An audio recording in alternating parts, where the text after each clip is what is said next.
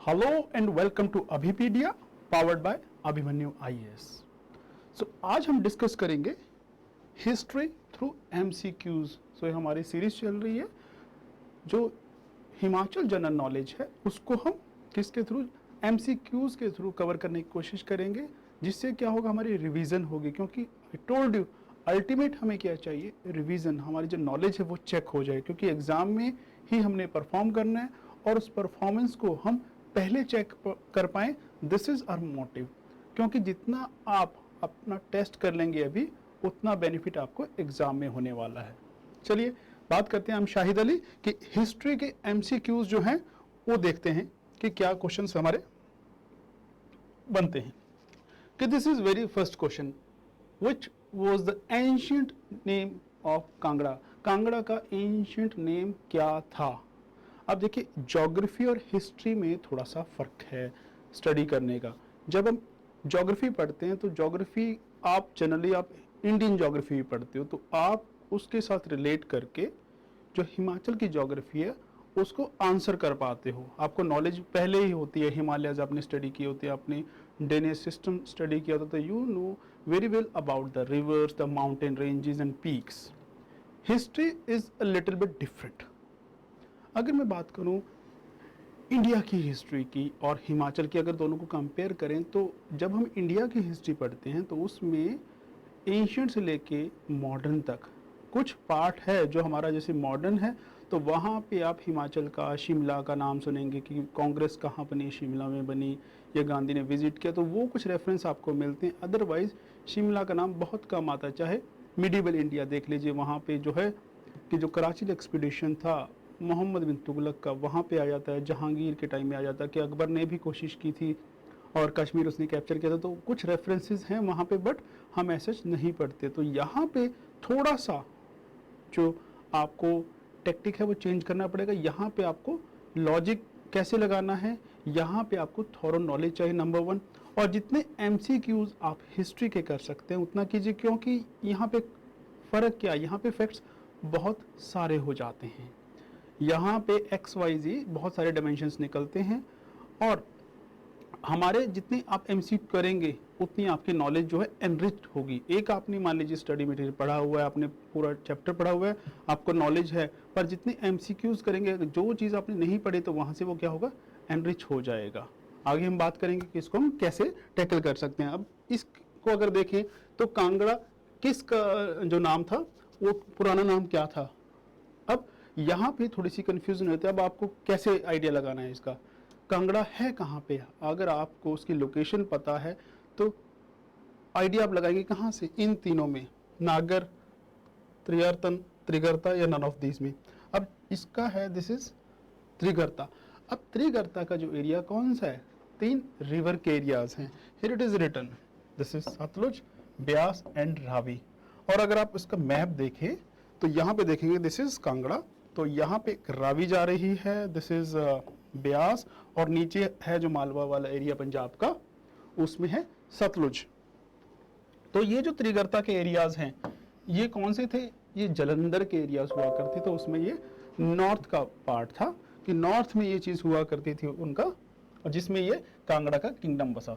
सो इसमें आप क्या करेंगे, अपनी नॉलेज को एनरिच करेंगे। अब कि अब आपको ये पता है कि कांगड़ा का एंशिएंट नेम क्या था, दैट वाज त्रिगर्ता, तीन रिवर। तो आप उससे आइडिया लगा सकते हैं। अगर त्रिगर्ता ऐसे भी थोड़ा सा आइडिया लगाए तो भी पता लग जाएगा आपको कि Trigarta would be the right answer. उसके अलावा आप देख सकते हैं कि इसका मेंशन कहाँ पे, महाभारत में। एक क्वेश्चन आपका ये भी आपका कवर हो जाएगा इसमें, कि सोर्सेज में कि इसका रेफरेंस कहाँ पे आता है, महाभारत में भी आता है। और उसकी जो कैपिटल थी मुल्तान थी, जिसको मूल स्थान भी कहा गया है। देन तीन रिवर्स हैं, वो कौन कौन सी हैं, अब आपको पता लग गया कि त्रिगर्ता का जो एरिया है वो कौन से एरियाज थे। और दूसरे नाम क्या थे इसके, भीमकोट एंड नगरकोट। तो ये दोनों जो नाम हैं ये भी किसके नाम है, कांगड़ा के पुराने नाम है। सो ये क्या हो रहा है, अब आपकी जो नॉलेज है वो एनरिच हो रही है। तो ऐसे आप अपनी नॉलेज को एनरिच करेंगे एमसीक्यूज के साथ, और रिवीजन भी आपकी होगी।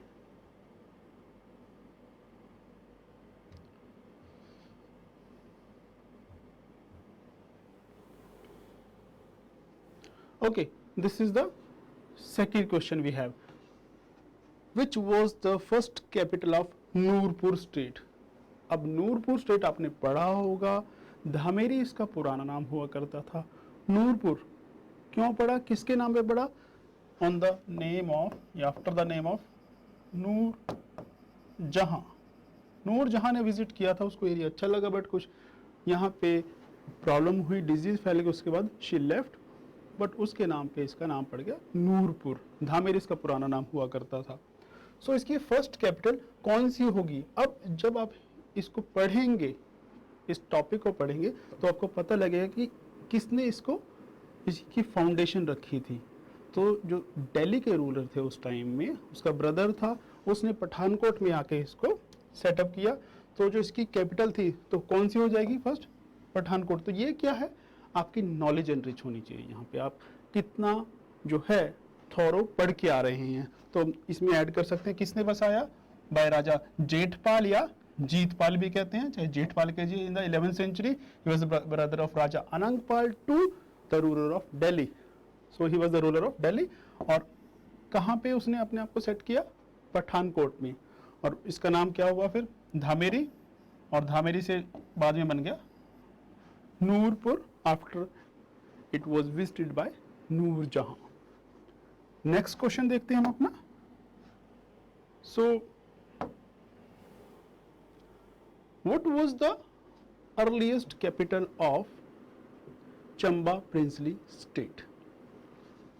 अब जो चंबा स्टेट है, अब आपको पता है कांगड़ा के ऊपर डिस्ट्रिक्ट चंबा है। अब उसकी अर्लीस्ट पूछा उसने, not the capital, the earliest, the first capital. तो क्या है, अगर आपने पढ़ा होगा तो आप तभी आइडिया लगा पाएंगे। इनको देख के लगाना idea, it is little bit difficult. तो चंबा वॉज फाउंडेड बाय राजा मारू इन 550 AD। ये आपको पता लग गया। उसके बाद यहाँ पे एक नाम आता है आदित्य का, ये आपके नॉलेज के लिए, एनरिचमेंट के लिए। आदित्य, आपने जब इसमें नाम सुनते हैं साहिल वर्मन, आदित्य वर्मन, तो वर्मन कहाँ से, सबसे पहले आदित्य है, उसने नाम के साथ में ये वर्मन लगाना या वर्मा लगाना शुरू किया। और he acknowledge the suzerainty of Harshvardhan. तो ये आप अपने नॉलेज में ऐड ऑन कर लीजिए। तो इसका आंसर क्या है, कहाँ पे उसने सेटअप किया था, ब्रह्मपुरा एज कैपिटल। तो Brahmapura is the answer. He said earliest, यानी कि जब ये स्टैब्लिश हुआ होगा, that was the first capital. तो Brahmapura is the answer of this. Okay, next question we have, which of the following kings adopted the title of Raja Adhiraj.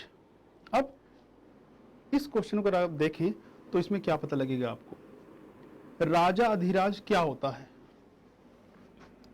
राजा अधिराज, राजाओं का राजा, यानी कि वो पर्सन जिसने एक्सपेंशन किया हो और जो नेबरिंग एरियाज थे, नेबरिंग स्टेट्स थे, उनको कंट्रोल किया हो, उनको कैप्चर किया हो, या उनको अपना वेसल बनाया, वो राजा। तो वो उनके ऊपर एक और राजा, तो राजाओं का राजा, यानी कि जिसने एक्सपेंशन की पॉलिसी, इंपीरियलिस्टिक पॉलिसीज अडॉप्ट की हों। अब ऐसा तो ये चीज़ शायद आपको पता लग जाएगा अगर आप पढ़ेंगे। तो अगर नहीं भी याद आएगा तो जिस किंग ने वो एक्सपेंशनिस्ट पॉलिसी चलाई थी, तो वो इसका आंसर होगा। तो जब आप पढ़ेंगे तो आपको पता लगेगा मेरूवर्मन वाज द राइट आंसर, क्योंकि उसने क्या चलाया, एक्सपेंशन, और उसने अपनी स्टेट को एक्सटेंड किया, उसकी जो बाउंड्रीज को बाय कॉन्क्वेस्ट। सो उसको कहा जाता है राजा अधिराज। नेक्स्ट क्वेश्चन भी है, राजा Jagat Singh brought the idol of Raghunath ji from dash and installed in the temple of Raghunath ji। अगर आप न्यूज़ पेपर पढ़ते हैं और आपने ये टॉपिक नहीं भी पढ़ा है तो भी आपको इसके बारे में पता हो, क्योंकि ये चीज़ न्यूज़ में रही है। और अगर आपने पढ़ा है तो आपको पता होगा कि Ayodhya is the right answer. कहाँ से लाए थे, न्यूज़ क्या थी, न्यूज़ में एक रूलिंग थी सुप्रीम कोर्ट की, there was a dispute regarding the property of this temple. They said कि स्टेट ने इसको अपने अंडर लिया था और पिटिशन फाइल हुई सुप्रीम कोर्ट में कि this is a private property, जो ये रूलिंग क्लास थी, रूलिंग फैमिली थी यहाँ की, उनकी है। तो उसमें सुप्रीम कोर्ट ने ये रूल आउट किया कि yes this is the property of the royal family. और उसमें क्या कंटेंशन दी गई थी, जो पटिशनर था ही सेड कि जो ये टेम्पल है ये क्यों बनाया गया है, ये राजा जगत सिंह ने बनाया था। ये आप इस पे नोट कर सकते हैं कि उनको उस टाइम में उनको एक कर्स दिया था एक ब्राह्मण ने, और उस श्राप से मिलने के बाद उस श्राप को खत्म करने के लिए, उसे बचने के लिए क्या था, जो भगवान राम की मूर्ति है या रघुनाथ जी की मूर्ति है वो यहाँ पे लाई गई थी। तो ये इसके पीछे की स्टोरी थी। तो जो अगर आपने बुक में पढ़ी तब भी ठीक, अगर आप न्यूज़पेपर पढ़ दें तो भी आपको इसका आंसर पता लग जाएगा। तो इसका आंसर बन गया अयोध्या। नेक्स्ट पे चलते हैं। Okay, in which year Kullu was ceded to British. अब यहां पे अगर आप देखें 1540 आइडिया लगाना इट इज डिफिकल्ट। मैंने आपको पहले बताया ज्योग्राफी और हिस्ट्री पढ़ना दोनों थोड़ा सा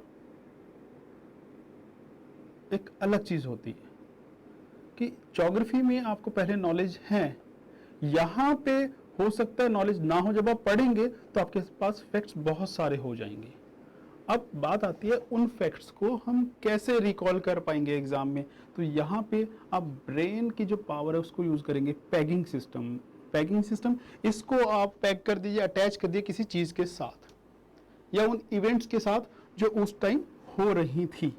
तो कैसे देखेंगे, अब देखिए हुआ क्या था, कुल्लू पहले किसने कैप्चर किया, जो हिल स्टेट्स थी और सिख, उनके बीच में जो बैटल्स आपने पढ़ी होंगी वो हुई थी, वो एरिया उन्होंने कैप्चर किए थे। बाद में जब आप पढ़ते हैं कि एंग्लो सिख वॉर हुई हैं, तो ये जो एरियाज हैं, क्योंकि Sikh were defeated in the Anglo Sikh war, तो जो फर्स्ट वॉर थी उसके बाद ये एरियाज किसने कंट्रोल में ले लिए, ये ब्रिटिशर्स ने। तो वो कब हुई थी आपको आइडिया लग जाएगा, वो जो वॉर है वो कब की है, वो इस पीरियड की है, क्योंकि 1857 से पहले हो चुका था तो ये भी नहीं होगा, और इतना पहले उस तरह से जो एंग्लो सिख वॉर हैं वो नहीं हुई हैं। सो 1839 में Sikh they captured Kullu from Raja Ajit Singh. So ये फैक्ट हो गया आपके लिए कि किसने कैप्चर किया, सिख ने। किससे, राजा अजीत सिंह ने। कब, 1839 में कैप्चर किया। और आपको पता होना चाहिए 1839 ये वही पीरियड है जब रणजीत सिंह की डेथ हो जाती है उसके बाद। और after the first Anglo Sikh war, कब, 1846, they ceded it to the British government. और जो राजा थे कुल्लू के या उसके सक्सेसर थे, उनको क्या मिला, उनको जागीर मिली थी, फिर वो जागीर के सहारे ही रहे हैं। चलिए नेक्स्ट क्वेश्चन की ओर चलते हैं। फिर महाभारत, महाभारत के अकॉर्डिंग जो कांगड़ा है वो किसने बसाया था। तो मैंने आपको पहले बताया महाभारत में there is a mention of Trigarta. अब अगर क्वेश्चन ऐसे भी आता है कि महाभारत में कांगड़ा को क्या कहा गया है, तो भी आप त्रिगर्ता। कांगड़ा का एंशिएंट नेम क्या था, अगेन त्रिगर्ता। सो वहां पे नाम क्या आता है, सुशर्मा चंद्र, जो महाभारत में रेफरेंस आता है, जिसने अगेंस्ट पांडव्स कौरव की हेल्प की थी। जो कौरव्स थे उसकी उसने हेल्प की थी। सो सुशर्मा चंद्र जो कौरवों का अलाइज था, he founded this as per the Mahabharat. तो उसी को कहा जाता है इसका founder. So right answer is Susharma Chandra, the A. So this is the answer. Next question देखते हैं। ऑफ द फॉलोइंग, अब 4 ऑप्शन है आपके पास कि इनमें से कौन से वो लोग हैं या कौन सा एक पर्सन है जिसने कभी कांगड़ा पे अटैक नहीं किया। अगेन यहाँ पे अब आपको कंफ्यूजन होगी कि कैसे पता लगाएंगे, कैसे याद रखेंगे। अब जब आप हिस्ट्री पढ़ते हैं तो वहाँ पे क्या आपको स्टोरीज मिलती हैं, तो वहाँ पे स्टोरीज मिलती हैं तो कुछ नाम भी आते हैं। अब किस किस का नाम आपने सुना है और किसका नहीं सुना है। आप पढ़ते हैं जब कि गजनी ने नगरकोट पे अटैक किया था, तो गजनी तो जो है वो भी गया था, तो इसका मतलब गजनी तो गया था भाई, तो ये आंसर नहीं हो सकता। उसके बाद अलाउद्दीन खिलजी का कहीं रेफरेंस आता है मिडिवल हिस्ट्री में, इंडिया की हिस्ट्री में। हम हिमाचल की नहीं बात कर रहे हैं, क्योंकि हम कोशिश करेंगे रिलेट करने की इंडियन हिस्ट्री के साथ या फिर पैकिंग करने की कि उस टाइम पीरियड में क्या हो रहा था कंटेम्प्रेरी इंडिया में। अलाउद्दीन खिलजी के बारे में हम नहीं पढ़ते हैं जब हम हिमाचल की जीके पढ़ते हैं, या जब हम अलाउद्दीन खिलजी पढ़ते हैं तो हम नहीं पढ़ते कि उसने हिल स्टेट में कोई एक्सपीडिशन लिया। बट जब मोहम्मद बिन तुगलक पढ़ते हैं तो उसके एक्सपेरिमेंट आप देखते हैं तो उसमें देखते हैं कराचिल का एक्सपीडिशन। कराचिल कहाँ था? हिल स्टेट्स का एक्सपीडिशन था, यानी कि मोहम्मद बिन तुगलक के टाइम में हिल स्टेट्स में। तो ये क्या है हिल स्टेट्स? तो प्रोबेबिलिटी बन जाती है कि इसने भी अटैक किया होगा, तो ये भी आंसर नहीं होगा।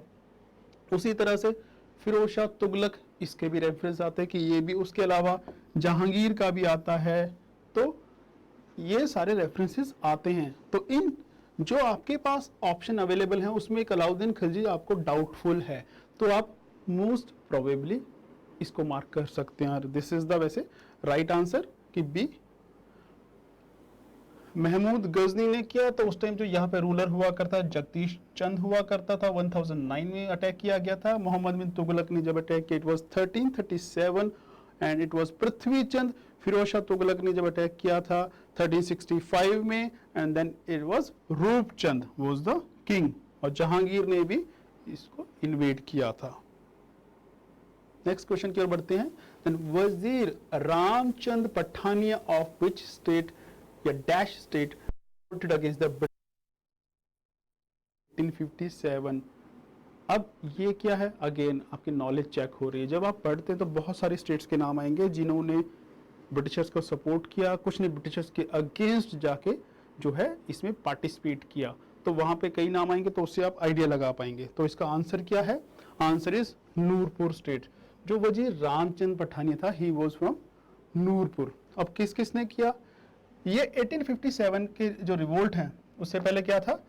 कांगड़ा, नूरपुर, जसवा एंड दतारपुर, इन्होंने 1848 में ही अपना जो झंडा है अगेंस्ट ब्रिटिशर्स वो उठा लिया था। और ये किसने? जो लॉरेंस था, ही वाज द कमिश्नर, उसने इसको सप्रेस कर दिया था। और जो राम सिंह पठानिया था वजीर, he was defeated and sent to Singapore where he died. तो ये भी क्वेश्चन बन सकता है, उसको कहाँ भेजा गया? सिंगापुर भेजा गया। वहाँ कमिश्नर कौन था? ये वाज लॉरेंस। तो ये 2-3 फैक्ट और ऐड ऑन हो जाते हैं। यानी कि जब आप एमसीक्यूज कर रहे हैं तो एक तो आपकी नॉलेज चेक हो जाती है, आपकी रिवीजन हो जाती है, सेकेंडली आपकी जो नॉलेज है वो एनरिच्ड हो जाती है। तो कोशिश कीजिए जितने आप एमसीक्यू कर पाएंगे उतना आपको बेनिफिट मिलने वाला। अगर आपको और एमसीक्यूज हैं तो आप हमारी जो वेबसाइट है अभीपीडिया, यहाँ डिस्क्रिप्शन बॉक्स में लिंक दिया, वहाँ पे जा सकते हैं। अगर आप इसको और स्टडी करना चाहते हैं, अगर आपने पहले स्टडी नहीं की हुई है तो आप वहाँ पे हमारा कोर्स है ऑनलाइन, तो उसको भी ज्वाइन कर सकते हैं। नेक्स्ट क्वेश्चन की ओर बढ़ते हैं। Next question is which raja of Chamba sent army under Avatar Singh to Dalhousie to. जैसे मैंने आपको बताया कि कुछ राजा थे जो हेल्प करते थे ब्रिटिशर्स की और कुछ उनके अगेंस्ट थे। यहाँ पे क्वेश्चन क्या है? किसने उनकी हेल्प की? सो किसने की? It was Shri Singh. He was Raja of Chamba, तो ये आप याद रख लीजिए। राजा का Chamba Shri Singh. He sent his army किसके अंडर? मियां अवतार सिंह। तो ये दो नाम आ गए, राजा ऑफ चंबा श्री सिंह, किसको भेजा? अवतार सिंह के अंडर। उसके अलावा Raja of Keonthal, he provided shelter to British. तो क्योंथल ने हेल्प की, चंबा ने। ये दो नाम है, और भी नाम होंगे जब आप पढ़ेंगे तो। नेक्स्ट क्वेश्चन की ओर बढ़ते हैं। Which of the following princely state did not cooperate with the British during the revolt? अब कुछ ने सपोर्ट की है, कुछ ने अगेंस्ट, कुछ ने न्यूट्रल से रहे, ना सपोर्ट की ना कोऑपरेट किया। सो वो कौन है? This is the Bushehr. Bushehr is the answer. जो बुशेर है, this was the only state which neither cooperated with the Britishers in the revolt और ना ही हेल्प की।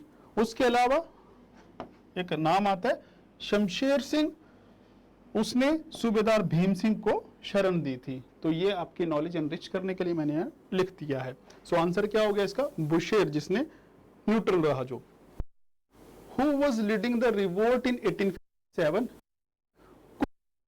तो जो 1857 का रिवोल्ट था तो उसको लीड किसने किया? तो जब आप ये पढ़ेंगे तो अलग अलग लीडर्स के नाम आते हैं, तो यहाँ पे किसका नाम आता है, इट वॉज प्रताप सिंह, और जो वीर सिंह था वो उसका सपोर्टर था, दोनों मिलके कर रहे थे, कंपेनियन कह लीजिए। तो यहाँ पे क्या है, प्रताप सिंह कुल्लू में और उसका कंपेनियन वीर सिंह, दोनों ने मिलके इसको किया, but they were executed and arrested. Next question की ओर बढ़ते हैं। In 1939, All India State People Conference was held at which place? देखिए, the answer is लुधियाना। अब ये हुआ क्या था, यहाँ पे एक कॉन्फ्रेंस हुई थी जिसमें क्या डिसाइड किया गया कि इंडिया के लिए, सॉरी इनके लिए, हिल स्टेट्स के लिए प्रजामंडल बनाए जाएंगे, क्योंकि जो इनकी प्रॉब्लम्स हैं ताकि वो उनको देखा जा सके। जो नेशनल मूवमेंट है वो भी यहाँ पे आएगा। जो लोग थे, they were suffering, there were so many evil, social evil है, बेगार उनसे करवाई जाती थी, तो उसके तहत जो प्रजामंडल बनाए गए थे। तो वो कहाँ डिसाइड हुआ, जब all India state people conference के लुधियाना में 1939 में मीटिंग हुई, कॉन्फ्रेंस हुई, तो उसमें ये डिसाइड किया गया था। और वहां पे जो है कौन लीड कर रहा है, मेन स्पिरिट कौन है, भागमल सौठा। तो भागमल सौठा का नाम यहाँ भी आएगा। उसके अलावा जो मूवमेंट्स हैं, चाहे धामी फायरिंग है, उसमें भी इसका नाम आएगा। तो आप पढ़ते रहिए इनको और कोशिश कीजिए, जितने ज़्यादा आप क्वेश्चन करेंगे आपकी उतनी हेल्प होने वाली है। फिर मिलेंगे अगले लेक्चर में, और बाकी MCQs आप PPT कर लीजिएगा। Thank you, bye bye, take care.